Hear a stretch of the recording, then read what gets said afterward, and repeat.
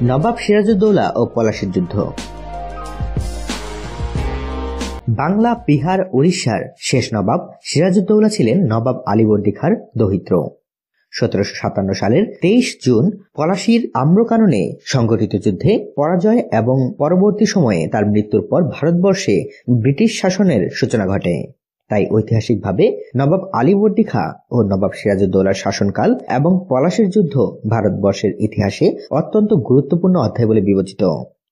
প্রকৃতপক্ষে পলাশীর যুদ্ধের মাধ্যমে ভারতবর্ষের ইতিহাসের মোড় ঘুরে যায়। প্রাসাদ ষড়যন্ত্র, বিশ্বাসঘাতকতা, ক্ষমতার প্রতি মোহ, অর্থের প্রতি লোভ ও চারিত্রিক অধঃপতন ছিল নবাব পরিবারের বৈশিষ্ট্য। ভাগ্যের নির্মম পরিহাস হল সঠতা ও কুটচালের মাধ্যমে নবাব আলীবর্দী খাঁ যেভাবে নবাব সফররাজ খাঁকে পরাজিত ও হত্যা করেছিলেন, ঠিক একইভাবে নবাব সিরাজউদ্দৌলাকে ক্ষমতা ও পৃথিবী থেকে সরিয়ে দেয়া হয়। নবাব আলীবর্দী খাঁর শাসনকালে তিনি অধিকাংশ সময় ব্যয় করেছিলেন মারাঠাদের আক্রমণ মোকাবিলায়। নিজের পরিবারের প্রতি তিনি উদাসীন না হলেও অনেক অযাচিত ঘটনার সম্মুখীন তাকে হতে হয়েছিল। এর মধ্যে সিরাজউদ্দৌলা কর্তৃক আজিমাবাদ, পাটনা অবরোধ অন্যতম। মাতামহ আলীবর্দী দৌহিত্র সিরাজউদ্দৌলাকে তার উত্তরাধিকারী ঘোষণা করে দৌহিত্রের এই অবাধ্যতার সমাপ্তি ঘটান। কিন্তু এ ঘোষণা সিরাজকে মসনদ প্রত্যাশী অন্যদের চক্ষুশূল করে তোলে। এছাড়া রাজনীতিতে অনভিজ্ঞ ও দৈত্যপূর্ণ আচরণ ও ষড়রিপুর জন্য খ্যাত সিরাজকে পরবর্তী উত্তরাধিকারী নিযুক্ত করার ঘোষণা পরিবারের জ্যেষ্ঠ সদস্যদের আতঙ্কিত করে তোলে। তবে এ সময় এক মর্মান্তিক ঘটনা ঘটে যায়, যার ফল সিরাজকে ভোগ করতে হয়েছিল। নবাব আলীবর্দী খাঁ তার জ্যেষ্ঠ জামাতা নওয়াজিশ মোহাম্মদ খানকে জাহাঙ্গীরনগরের নায়েবে নাজিম নিযুক্ত করেন। এছাড়া তাকে সহায়তা করার জন্য আলীবর্দী খাঁ হোসেন কুলি খান নামে তার একজন দক্ষ সভাসদকে নিযুক্ত করেন। নওয়াজিশ মোহাম্মদ খানের স্ত্রী ছিলেন আলীবর্দী খানের জ্যেষ্ঠ কন্যা মেহেরুন্নেসার, যিনি ঘোষেটি বেগম বলে পরিচিত। হোসেন কুলি খান জাহাঙ্গীরনগর না থেকে মুর্শিদাবাদে অবস্থান করে তার দাপ্তরিক কাজ চালাতেন। কিন্তু নায়েবে নাজিমের সঙ্গে সুসম্পর্কের পাশাপাশি হোসেন কুলি খান নায়েবে নাজিমের স্ত্রী ঘোষেটি বেগমের সঙ্গেও অন্তরঙ্গ সম্পর্ক গড়ে তোলেন, যা শালীনতার সীমা অতিক্রম করে যায়। পরবর্তী সময়ে এ সম্পর্ক সিরাজের মা আমিনা বেগম পর্যন্ত গড়ায়। বিষয়টি নিয়ে নবাব আলীবর্দী খাঁ ও তার স্ত্রী শরফুন্নেসা খুব বিচলিত হয়ে পড়েন। নবাব পরিবারের এ কলঙ্ক মোচনের দায়িত্ব আলীবর্দী খাঁ সিরাজউদ্দৌলাকে দেন। সিরাজ জাহাঙ্গীরনগরের রাজপথে প্রকাশ্য দিবালোকে হোসেন কুলি খানকে হত্যা করেন। এ ঘটনায় সিরাজের শত্রু ও মিত্র পক্ষ নির্ধারিত হয়ে যায়। বাংলা মসনদের রাজা, সুলতান, সুবেদার, নবাব সহ যতজন শাসক আরোহণ করেছিলেন, নবাব সিরাজউদ্দৌলা ছিলেন তাদের সবার মধ্যে ব্যতিক্রম। কারণ রাজনীতিতে অনভিজ্ঞ কম বয়সী সিরাজের দেশপ্রেমে কোনো ঘাটতি ছিল না। তাছাড়া সিংহাসনে আরোহণ করার পর তিনি নিজেকে পুরোপুরি পাল্টে ফেলেন। মাতামহ আলীবর্দী খাঁ মৃত্যুসজ্জায় তাকে যেসব নির্দেশনা দিয়ে গিয়েছিলেন তা তিনি অক্ষরে অক্ষরে পালনে চেষ্টা করেন, কিন্তু সেগুলোর মধ্যে কিছু নির্দেশনা তার বিপদের কারণ হয়ে দাঁড়ায়। একমাত্র মাতামহের নির্দেশনার জন্যই সিরাজ তার নিজ পরিবারের বিশ্বাসঘাতক সদস্যদের বিরুদ্ধে সঠিক সময়ে ব্যবস্থা গ্রহণে ব্যর্থ হন। বাংলার মুঘল সুবেদার শাহ সুজার কাছ থেকে কৌশলে ইংরেজরা 1651 সালে বিনা শুল্কে বাণিজ্য করার অনুমতি আদায় করার পর তারা বাংলায় একচেটিয়া বাণিজ্য করতে থাকে। এ নিয়ে বিভিন্ন সময় বাংলার সুবেদারদের সঙ্গে ইংরেজদের বিরোধ তৈরি হয়। এই বিরোধ পরবর্তীকালে সংঘর্ষ ও শেষে যুদ্ধ পর্যন্ত গড়ায়। যুদ্ধে পরাজিত হয়ে ক্ষমা প্রার্থনা করলে মুঘল সম্রাট আওরঙ্গজেব ইংরেজদের ক্ষমা করে পুনরায় বাণিজ্য করার অনুমতি দিলে ইংরেজরা সাম্রাজ্য বিস্তারের স্বপ্ন দেখা শুরু করে। 1756 সালের 15 এপ্রিল নবাব সিরাজউদ্দৌলা বাংলা মসনদে আসীন হন এবং তার পূর্ণ নাম ও পদবি হয় নবাব মনসুর উল মুলক মির্জা মোহাম্মদ শাহ কুলি খান সিরাজউদ্দৌলা হযরত জং বাহাদুর।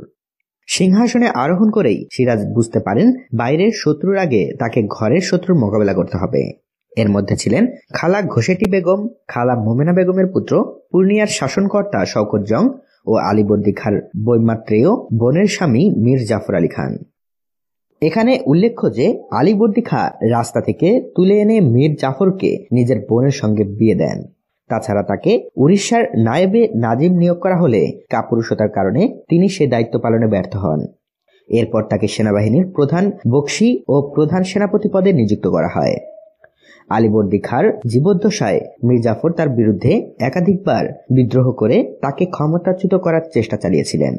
ফলে আলীবর্দী খাঁ তাকে চাকরি থেকে বরখাস্ত করেন, কিন্তু পরে নবাব পরিবারের সদস্যদের অনুরোধে চাকরিতে পুনর্বহাল করেন। এখানে লক্ষণীয়, দূরদর্শী আলীবর্দী খাঁ আবেগের প্রশ্রয় না দিয়ে যদি হোসেন কুলি খানের মতো একই ব্যবস্থা মীর জাফরের বিরুদ্ধেও নিতেন, তাহলে পরে বাংলার ইতিহাস পাল্টে যেত। সিরাজউদ্দৌলা মসনদে বসেই প্রশাসনের কিছু পরিবর্তন নিয়ে আসেন।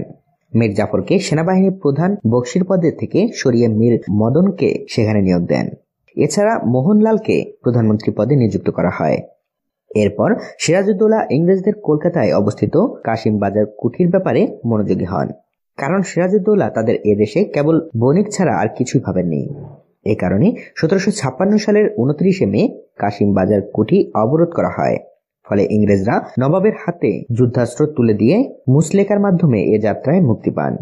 কলকাতার নাম বদল করে নবাব আলীবর্দী খাঁর নামানুসারে আলীনগর রাখা হয়।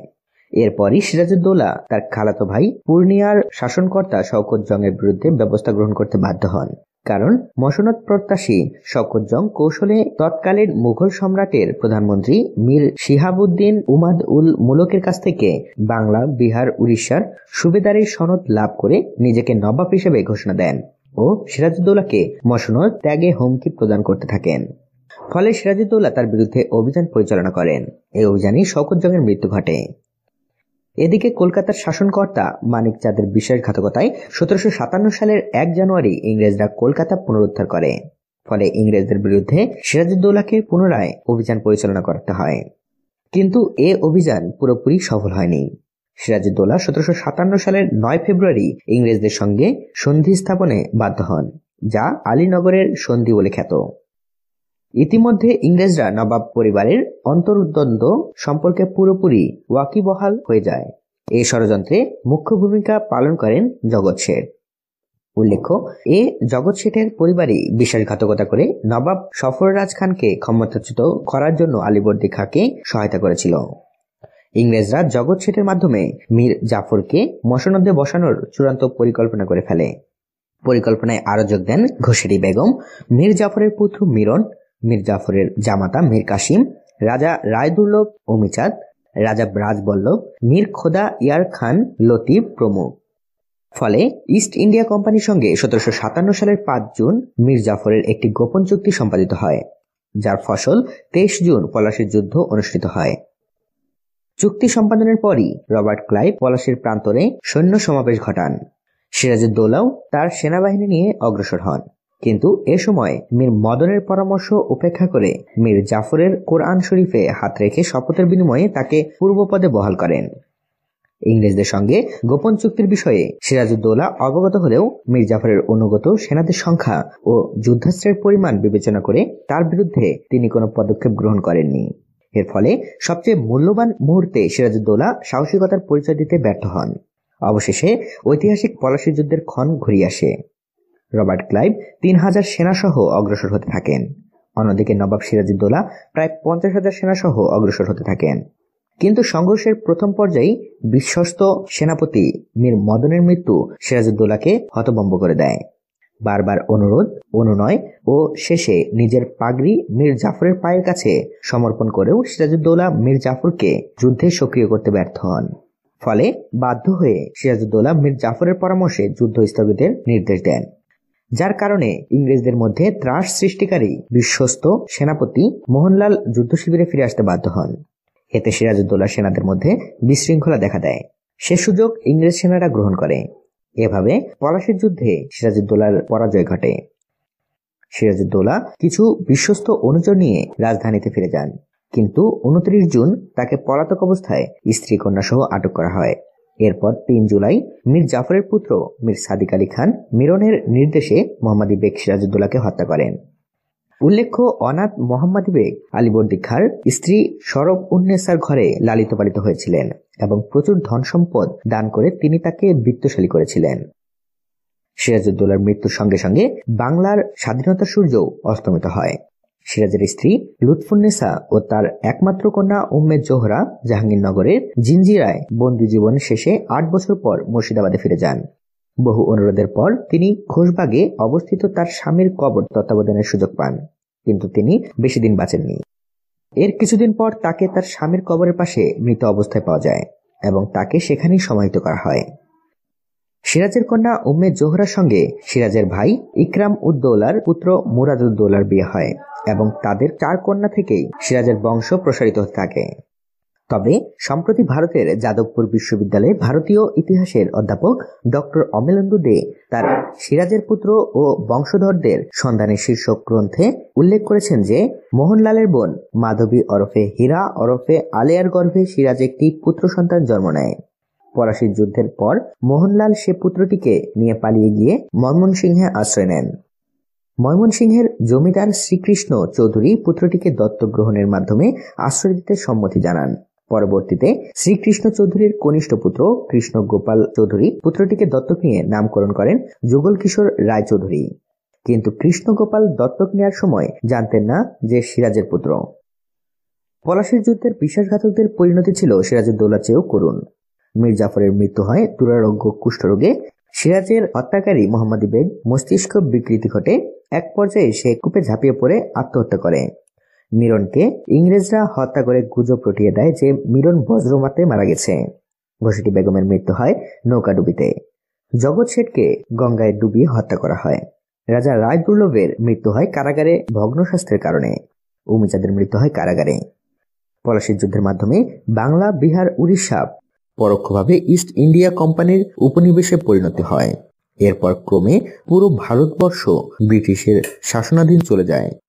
মসনদলোভী কিছু ব্যক্তির জন্য পুরো ভারতবাসীকে 190 বছর ব্রিটিশের অধীনে শাসিত হতে হয়। এজন্য পলাশীর যুদ্ধ ভারতবর্ষের ইতিহাসে একটি গুরুত্বপূর্ণ স্থান দখল করে আছে।